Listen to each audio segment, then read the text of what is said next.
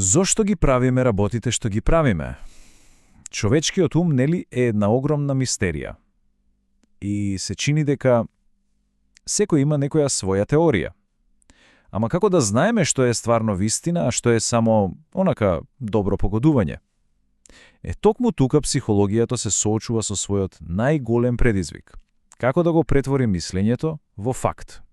Значи, главното прашање е како може да бидеме сигурни дека она што го знаеме за умот не е само некоја интуиција? Кој е тој пат што треба да се помине од една интересна идеја па се до научна вистина во психологијата? Па одговорот е всушност прилично едноставен, ама и неверојатно моќен. Се се сведува на научниот метод. Токму тоа е алатката што ја трансформира психологијата од, да речеме, филозофија во вистинска права наука. Тоа е она што дава објективност и сигурност во истражувањата. И сега, тој научен метод не е никаква магија, да се разбереме.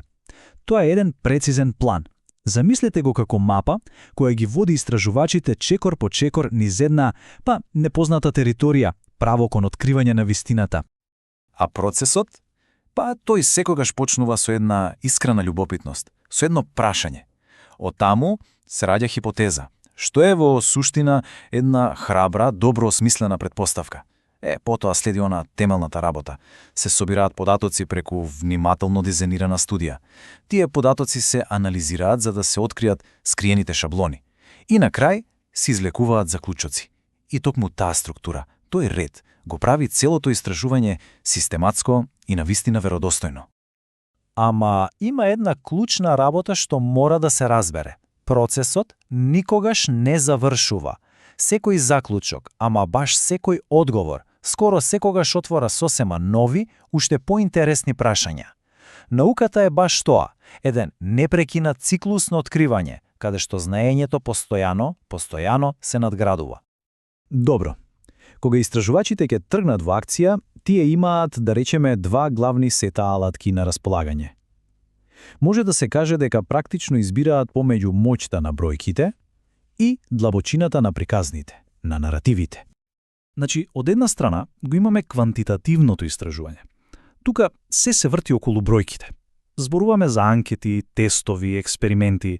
Целта е едноставна – да се измери нешто објективно и тие резултати да можат да се применат на поголема група.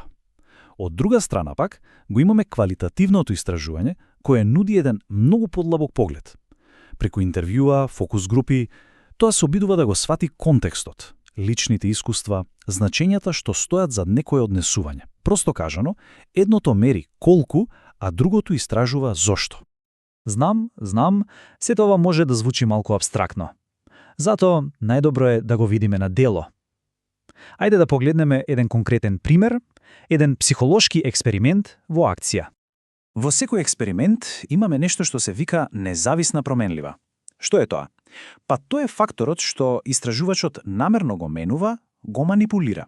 Например, ако сакаме да го тестираме ефектот на стресот, тогаш самиот стрес, тој стресор што го воведуваме, би бил нашата независна променлива.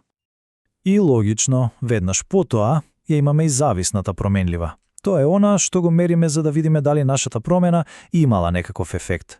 Во нашиот пример со стресот, што би мереле? Би ги мереле перформансите на меморијата. Значи, главното прашање станува: дали стресот, односно независната променлива, влијае врз меморијата, односно зависната променлива?